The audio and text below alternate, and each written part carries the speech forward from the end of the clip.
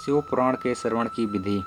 शौनक जी कहते हैं, महाप्राज्ञ सूत जी, आप धन्य एवं शिव भक्तों में श्रेष्ठ हैं।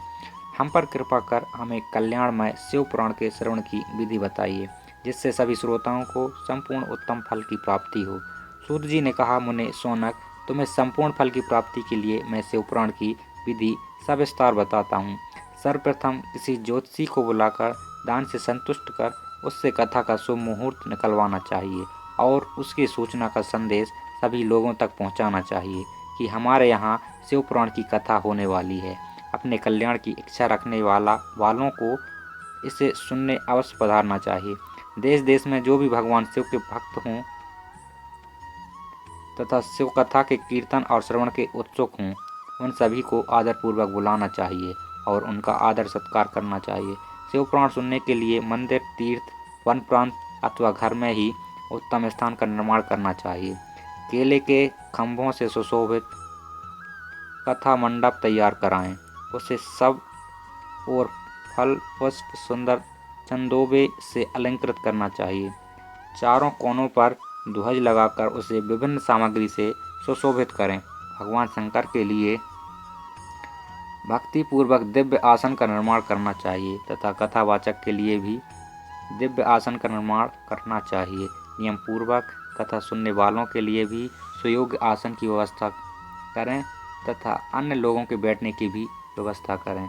कथा वाँचने वाले विद्वान के प्रति कभी बुरी भावना न रखें।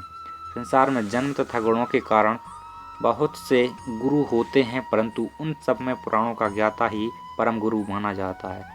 पुराण वेत्ता पवित्र, शांत, साधु, ईर्ष्या पर विजय प्राप्त करने वाला और दयालु होना चाहिए। ऐसे गुणी मनुष्य को इस पुण्यमयी कथा को वाँचना चाहिए। सूर्योदय से 3:30 पहर तक इसे वाँचने का उपयुक्त समय है। मध्याह्न काल में 2 घड़ी तक कथा बंद रखनी चाहिए ताकि लोग मलमूत्र का त्याग कर सकें। जिस दिन से कथा शुरू हो रही है उससे एक दिन पहले व्रत ग्रहण करें। कथा के दिनों में प्रातःकाल का नित्य कर्म संक्षेप में कर लेना चाहिए। वक्ता के पास उसकी सहायता हेतु एक विद्वान व्यक्ति को बैठाना चाहिए, जो कि सब प्रकार के संशयों को दूर कर लोगों को समझाने में कुशल हो। कथा में आने वाले विघ्नों को दूर करने के लिए सर्वप्रथम गणेश जी का पूजन करना चाहिए। भगवान शिव व शिव पुराण की भक्ति भाव से पूजा करें। तत्पश्चात श्रोता तन मन से शुद्ध होकर आदरपूर्वक शिव पुराण की कथा सुनें। जो वक्ता और श्रोता अनेक प्रकार के कर्मों से भटक रहे हों, काम आदि 6 विकारों से युक्त हों, वे पुण्य के भागी नहीं हो सकते।